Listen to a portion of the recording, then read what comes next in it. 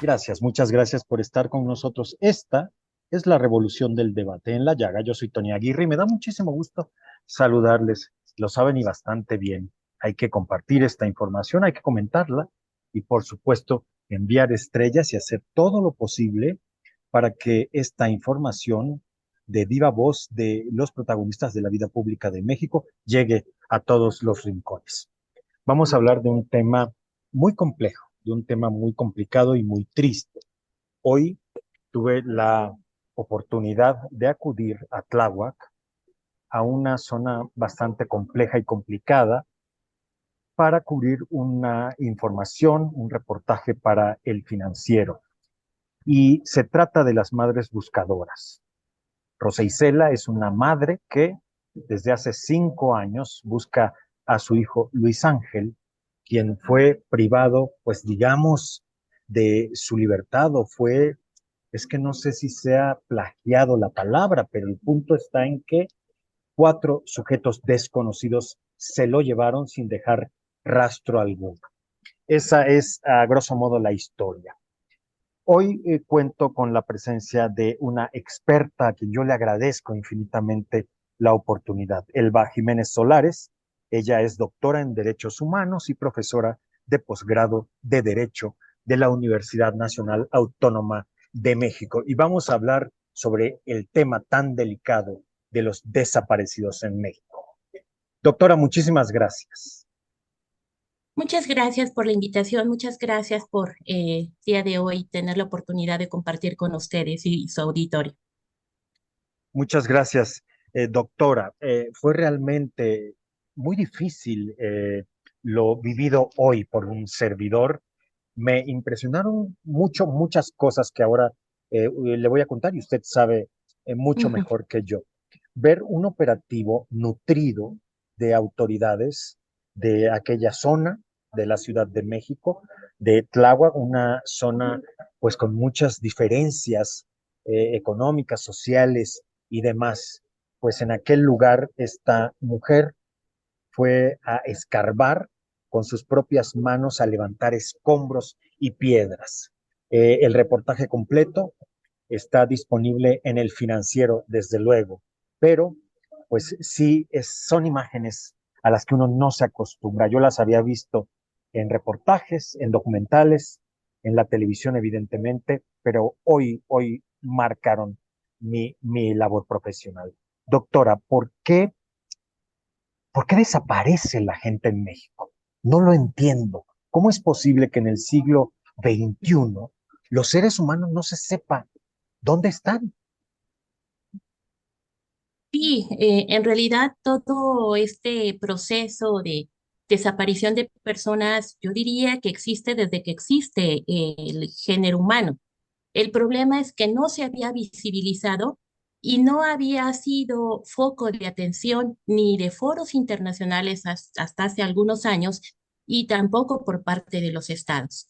Las personas desaparecen y tristemente creo que hemos ido también en un proceso en el ámbito social de degradación donde hemos normalizado la violencia. Hemos normalizado que las personas desaparezcan y hemos normalizado pues que la gente, eh, tristemente, como usted ahorita lo menciona, ante a veces la falta de respuesta, incluso de atención inmediata por parte de las autoridades, tenga que ponerse ellos mismos a buscar. Y como bien lo señala, sí, es triste y constante ya en gran parte del país que pues las personas familiares de desaparecidos se tengan que dar a la tarea de hacer la búsqueda. En parte, yo diría por tristemente también un desconocimiento de dónde están las autoridades. Hay situaciones en donde aún en la Ciudad de México no saben ante quién acudir cuando su familiar no aparece. Ese es un problema serio. Si esto le agregamos que a veces los canales de comunicación no son muy eficientes, luego tenemos teléfonos que aparecen en las páginas de las comisiones de búsqueda y pues no se responden o la llamada pues es de solo una línea y pues como se reciben un número muy amplio de llamadas, pues no siempre todo el mundo tiene la posibilidad de acceder inmediatamente ante la autoridad. Y además desconocen que esto también es parte de esa problemática, que en cuanto a alguien, una autoridad, la que sea, diríamos incluso, pero sobre todo de procuración de justicia y del ámbito de búsqueda de personas, se haga sabedora de la desaparición de alguien, así sean las redes sociales, tiene la obligación de ponerse a buscar de manera inmediata, máxime si son mujeres o si son niños. No necesita tener una denuncia ante la fiscalía. Entonces, esto realmente es parte de, diríamos, de la falta de conocimiento, no solo de las autoridades, sino también de las personas, de la familia que tiene una persona desaparecida y que pues ante el temor dice, ¿para qué voy ante la fiscalía si me va a tardar mucho y no sé ni con quién? Y a lo mejor pues si el fiscal no quiere, si el policía no me quiere atender, sin saber que es un derecho y es una obligación, un derecho de la víctima y una obligación de la autoridad atender de manera inmediata la búsqueda de cualquier persona, pero sobre todo porque así lo dice la ley, nuestra ley general en materia de desaparición forzada, si es una mujer, si es un niño, se entiende y sobre todo también, por ejemplo, una persona con alguna característica de vulnerabilidad, incluso migrantes aún en situación irregular, es decir, que no tengan papeles, que no esté justificada su estancia en nuestro país, se entiende que está vulnerable, expuesto a mayores peligros y por esa razón se debe de dar a la tarea de una búsqueda inmediata. Entonces, esto es parte, digamos, del día a día por la ignorancia de todos, ¿no? De todos los actores, tanto los que están obligados como aquellos que tienen derecho a exigir una pronta búsqueda y localización de persona. Y de la fiscalía, pues es una obligación investigar. No necesitamos una denuncia. No es necesaria una denuncia. La comisión incluso puede informarle a la fiscalía y la fiscalía tiene que abrir de oficio de manera inmediata una carpeta de investigación, se presente o no la familia, ¿no? Ya con el hecho de que la familia incluso haya tomado, digamos, bases, si podríamos decirlo así, en la comisión de búsqueda, pues se tendría que activar todo este procedimiento y estos procesos que tenemos en el protocolo homologado de búsqueda de personas para darse a la tarea también del apoyo. Y otro problema que ahorita usted me plantea que me parece sí, lo observamos tristemente en el caso de las víctimas, es que cuando una víctima a veces denuncia en un estado y cuando la persona desaparecida la encuentra en otro lugar, tenemos que las fiscalías no le quieren brindar el apoyo a la víctima. Ah, porque la víctima es de otra entidad federativa. Cuando tenemos una ley general en materia de atención a víctimas. ¿Qué quiere decir esto? Que las víctimas, con que sean víctimas de un delito, es víctima de un delito en todo el territorio nacional y frente a todas las autoridades. Y no cabría el argumento de que, como es de otra entidad federativa su denuncia, yo no la puedo atender. Pero ese es el fenómeno al que nos estamos enfrentando y creo que son de esas cosas que también nos está haciendo falta concientizar en las autoridades. Ya tenemos esa situación y tal vez un poco justificado por la carencia de recursos. No hay suficientes recursos humanos, ni materiales, ni financieros, y esto ha motivado pues que las comisiones pues nada más atiendan un círculo muy cerrado, que solamente haya, si hay denuncia, atiendo, o digamos aquellos casos que cobran relevancia, que se viralizan en las redes sociales, dejando pues para después el resto de las víctimas. Y ese es el ejemplo que usted comenta en el caso de Tláhuac. Tláhuac es una de las alcaldías en la Ciudad de México que tiene un menor número de personas desaparecidas. Pero así estuviéramos hablando, es la cuarta alcaldía con digamos, registro de personas desaparecidas, digamos, tirando hacia abajo, porque las primeras, pues está ahí Gustavo Madero, está primero Iztapalapa, luego está Gustavo Madero, y bueno, pues esas son las primeras, así como Cuauhtémoc. Pero en el caso de la Ciudad de México, Tláhuac, te digo, pues es de la cuarta, la primera que tiene menos número de personas, pues es Milpalta, luego tenemos Coajimalpa, Magdalena Contreras y luego seguiría Tláhuac. Entonces, esto también tristemente pues hace que a veces se invisibilice el problema porque dicen, bueno, pues son pocos desaparecidos, pero no importan los números, son personas y esto es algo que tenemos que sensibilizar. Por eso creo que es muy importante lo que usted comenta, porque eso es el día a día que observamos no solo en la Ciudad de México, lo observamos en gran parte del territorio nacional. Doctora, las cifras que he estado analizando para esta investigación no hablan de poca cosa. Digo, yo entiendo que fuera una sola persona es preocupante, pero veía yo que en la Ciudad de México el 40, ha aumentado en 40% en lo que va del año las personas desaparecidas. Y lejos de ser un problema que se resuelva, se va agrandando, va increciendo. Sí.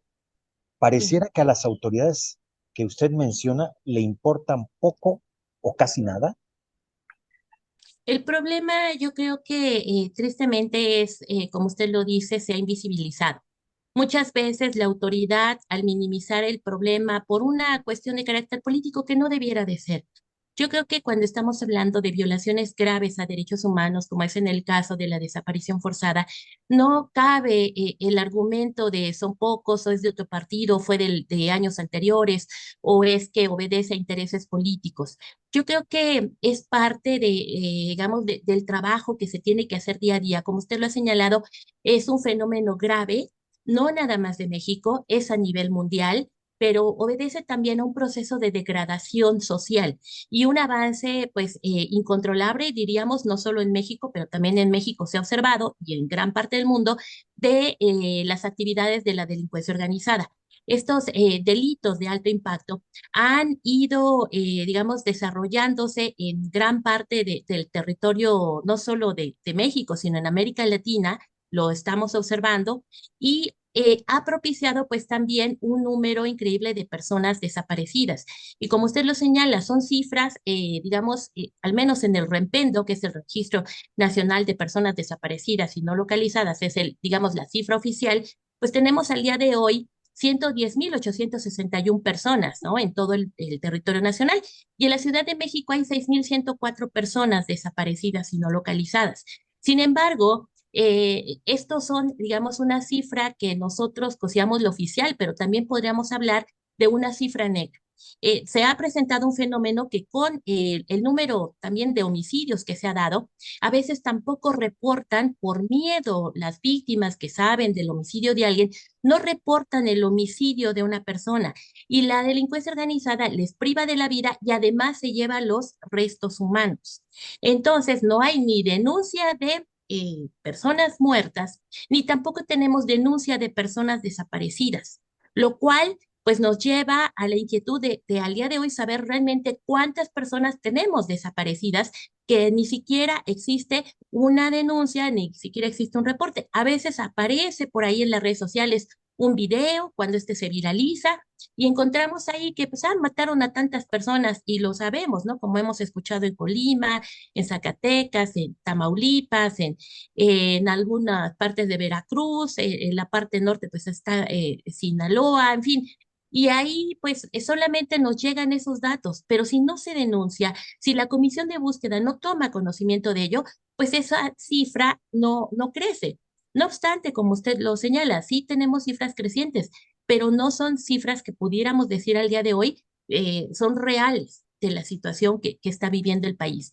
Y ahí creo que sí hace falta mucho sensibilizar, como usted lo bien lo señala, de ponerse tristemente digo, en los zapatos de las personas que están viviendo esta terrible tragedia y que nosotros como autoridades y como también diríamos parte de la sociedad civil, pues afrontemos este tema, porque yo creo que también es parte de nuestro trabajo, de todos los, igual los medios de comunicación, comprender que el problema no va a poder ser atendido solamente por el Estado. O sea, pensar que el Estado es el único que tiene la capacidad, pues no, ni el Estado tiene la capacidad, ni aquí en México ni en cualquier parte del mundo. O sea, también se necesita mucho el trabajo de la sociedad civil. Se necesita realmente un esfuerzo conjunto, pero para hacer ese esfuerzo conjunto tenemos que aceptar esa realidad. Tenemos que aceptar esa realidad para entonces saber que es un problema grave y entonces ponernos a trabajar en él. Yo creo que esa es parte de la labor que nos toca a todos como miembros de esta comunidad y no solo le digo en México, sino en gran parte del mundo, pero ya llegando al caso de nosotros, de México, donde estamos, necesitamos sí que la autoridad pues mire al fenómeno, acepte que tenemos este problema grave y nos pongamos a trabajar realmente para poder atender el fenómeno. No, con esto no quiero decir que no se ha hecho nada, sí se ha hecho mucho. Realmente, digo, en los últimos años, incluso al inicio de esta administración, hubo avances importantes, pues porque por ahí poquito antes, 2017, pero ya en 2018 se empezó a dar aplicación a lo que es la Ley General en materia de desaparición forzada de personas. Después, por ahí, si mal no recuerdo, 2020, octubre de 2020, aceptamos la competencia contenciosa del Comité de Desapariciones Forzadas, que esto nos permite, pues también, digamos, tomar parte de las recomendaciones de esa experiencia internacional que se ha trabajado en materia internacional y que pudiera, pues, servir, pues, para aprovechar la experiencia de otros países y aplicarla en el tema de la localización, búsqueda de personas desaparecidas, pero también en la investigación y el acceso a la justicia. Porque de nada sirve que encontremos una persona, la encontramos y la gente dice, bueno, pues ya a lo mejor en esa etapa ya la encontré, ya voy a descansar. Pero va a llegar un momento en donde se va a preguntar, bueno, ¿y quién se lo hizo y por qué? Y yo quiero justicia y quiero un tema de la reparación del daño, ¿no? Que no saben a lo mejor el término, pero que exigen esa justicia y que involucre ese tema en la reparación del daño. Entonces, ahí donde también la autoridad, pues le toca trabajar. Digamos que el trabajo de la autoridad no acaba con encontrar una persona. Yo diría que se refuerza desde que se encuentre la persona, porque desde ahí podríamos tener la posibilidad de acceder a la justicia para las víctimas.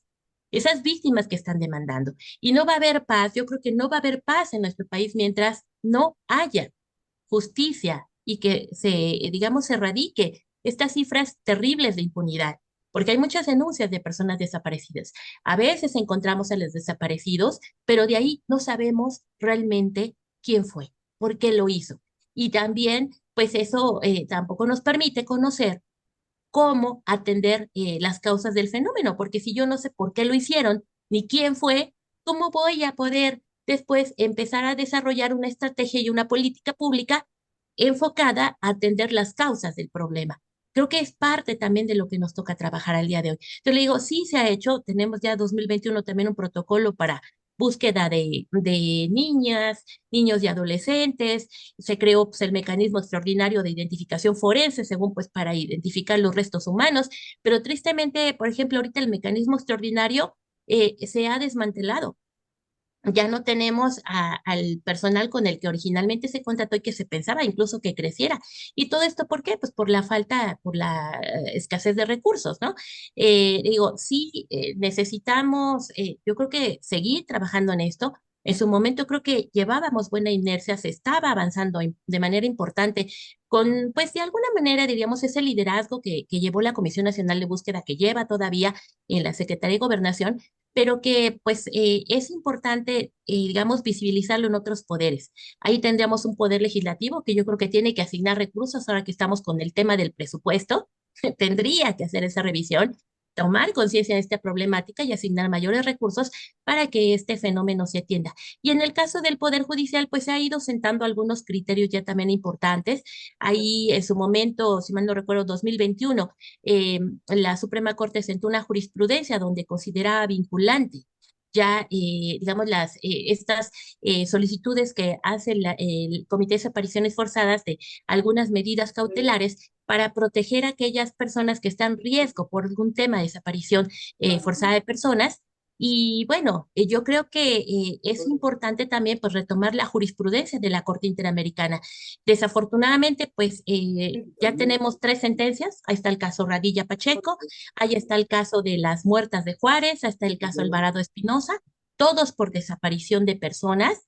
Sentencias, la última, digo, de 2018, pero apenas en mayo de junio de este año, hubo una audiencia ante la Corte Interamericana del caso Antonio González Méndez, que también es otro caso de desaparición forzada que muy probablemente va a ser una sentencia condenatoria contra nuestro país, también por desaparición forzada, tristemente por elementos del ejército, en contra de una persona que pertenecía al EZLN. Y ahí está nuevamente el tema de la discriminación por género, porque se trata de una persona que pertenece a una, mejor catalogada como guerrillera, personas, mujeres víctimas, personas indígenas, en fin. Esa es creo que también parte de la problemática que tenemos que al día de hoy de trabajar y de atender el fenómeno de esta desaparición, verlo también como una expresión no solo de violencia, sino de una forma de expresión violenta de discriminación. Porque muchas de las víctimas que al día de hoy también tenemos son mujeres, Son niños, son migrantes, son personas indígenas, son personas de escasos recursos que el Estado, pues, desafortunadamente, por la falta de capacidad de atender a estas personas, pues las está, digamos, un tanto también dejando ahí, ¿no? Y se van acumulando. Y digo, no es con el afán de decir que se trata de que las personas todas inmediatamente tengan que ser atendidas, pero esto de conocer quién es la víctima de desaparición forzada debe de movernos a desarrollar políticas públicas preventivas también en el tema, ¿no? Es un tema de educación, es un tema de reconocer que somos seres humanos y que merecemos un trato digno. El contrario del trato digno es la tortura y la desaparición forzada. Y ahí está. O sea, hemos visibilizado la violencia y hemos visibilizado que a las personas no se les dé ese trato digno. Y desde cuestiones muy sencillas hasta cuestiones bastante graves como ahorita lo encontramos en el tema de desaparición forzada. Doctora, yo quiero agradecerle infinitamente su presencia en esta emisión. Eh, Mi último planteamiento, esta madre buscadora que tuve la oportunidad de conocer y de acompañarla para su búsqueda incesante de un hijo extraviado, perdido, robado, en fin, hace 5 años. Ella dice que el presidente recientemente aseguró que él no le debía nada a las madres buscadoras. Y dice esta señora, Rosa Isela, quizá a nombre de todas las madres buscadoras, que les queda a deber y mucho el presidente, el gobierno y el Estado. ¿Qué dice usted, doctor? Pues yo creo que todos le quedamos también a deber, todos le quedamos a deber a estas personas. En el momento en que nosotros normalizamos, en el momento en que nosotros somos indiferentes, en el momento en que nosotros tampoco asumimos el papel que nos toca, yo decía, como autoridad o como parte de la sociedad civil, creo que todos le quedamos a deber esa parte de la población que está sufriendo. No estamos ninguno de nosotros exentos el día de mañana de ser víctima de un delito de este tipo. Y por eso creo que gran parte del trabajo que tenemos que hacer y agradecemos en el caso también de usted, a través de los medios de comunicación, es esa labor de concientización. Y ahí es en un primer momento, pero en el otro es ponernos a trabajar.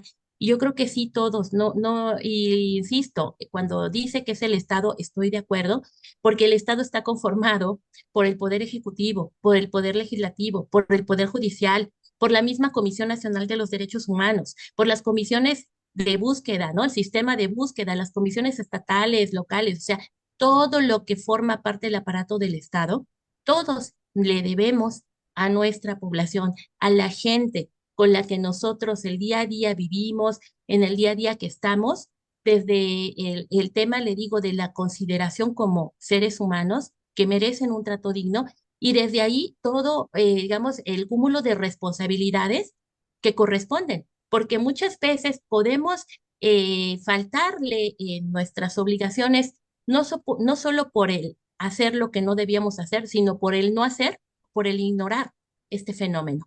Entonces, creo que sí es importante en ese sentido que se visibilice y que se tome conciencia de la grave situación que vivimos en el país. Le digo, sí se ha hecho un trabajo, sí se ha ido avanzando en el tema, pero creo que estamos, pues yo creo que no sé si apenas al inicio de este terrible recorrido y tenemos que seguir adelante. O sea, no podemos detenernos ni por cuestiones de carácter político, ni por cuestiones de intereses de grupo. Yo creo que debemos de asumirlo como que es un fenómeno que nos atañe a todos. Y en ese estamos todos. Y debemos de trabajar mano a mano, sin hacer diferencias de ideologías, de cuestiones de intereses de partidos políticos o de grupo. Creo que esa es la labor que nos toca a todos y no establecer algún criterio ni de división, que sea mañana división o motivo digamos, de uso o manejo político del fenómeno. Creo que eso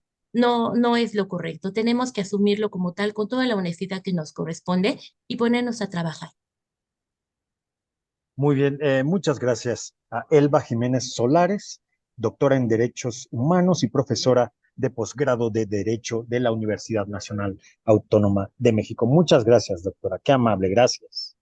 Gracias a usted. Muy bien, pues llegamos al final de esta emisión en La Llaga, la revolución del debate. Compartan estos videos, coméntenlos, por favor, y desde luego envíen estrellas y hagan todo lo posible para que estas plataformas digitales subsistan, sobrevivan en toda la vorágine informativa de México y el mundo. Yo soy Tony Aguirre. Esta fue la revolución del debate. Hasta la próxima en La Llaga. Gracias.